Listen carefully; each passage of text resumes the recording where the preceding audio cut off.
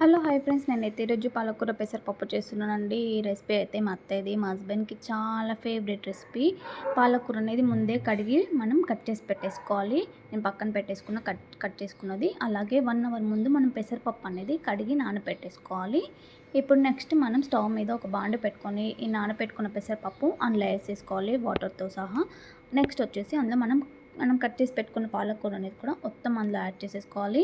అలాగే కారంకి సరిపడా పచ్చిమిర్చి కూడా మనం ఫస్టే యాడ్ చేసుకోవాలి. ఒక ఆనియన్ కూడా వేసేసుకోవాలి. ఇప్పుడు నెక్స్ట్ వచ్చేసి కొంచెం పసుపు వేసేసుకొని మంచిగా మిక్స్ చేసుకోవాలి. ఇవన్నీ కూడా ఇలా పొంగొచ్చే వరకు మాత్రం హైలో పెట్టండి.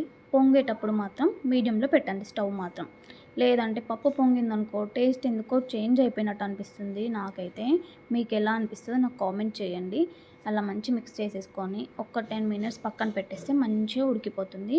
ఈ పప్పు మాత్రం మొత్తం ఇట్లా మెత్తగా అవ్వదండి. కొంచెం పప్పుగా, పాలకూర కూడా ఆకులుగానే ఉంటుంది. కానీ టేస్ట్ మాత్రం చాలా బాగుంటుంది. మీరు తప్పకుండా ట్రై చేసి నాకు ఎలా ఉందో చెప్పండి, కామెంట్ చేయండి.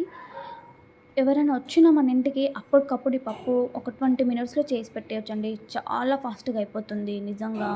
పప్పు అనేది మంచిగా ఉడికిపోయింది. ఇప్పుడు ఇందులో 2 టమాటాలు మనం యాడ్ చేసుకుందామండి.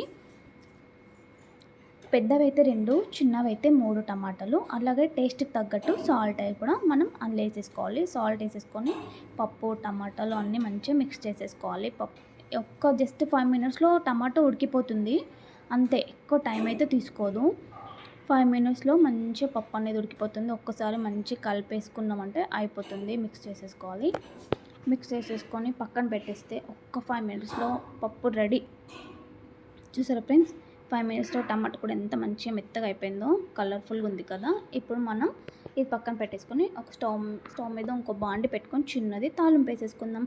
ఆయిల్ వేడిన తర్వాత ఆవాలు, జీలకర్ర, కొంచెం సాల్ట్, కరివేపాకు అనేది వేసుకోవాలి. సాల్ట్ మాత్రం మెయిన్ ఇంపార్టెంట్ అండి తాలింపులో. అంతే, పప్పు రెడీ. మీరు ట్రై చేసి నాకు కామెంట్ చేయండి.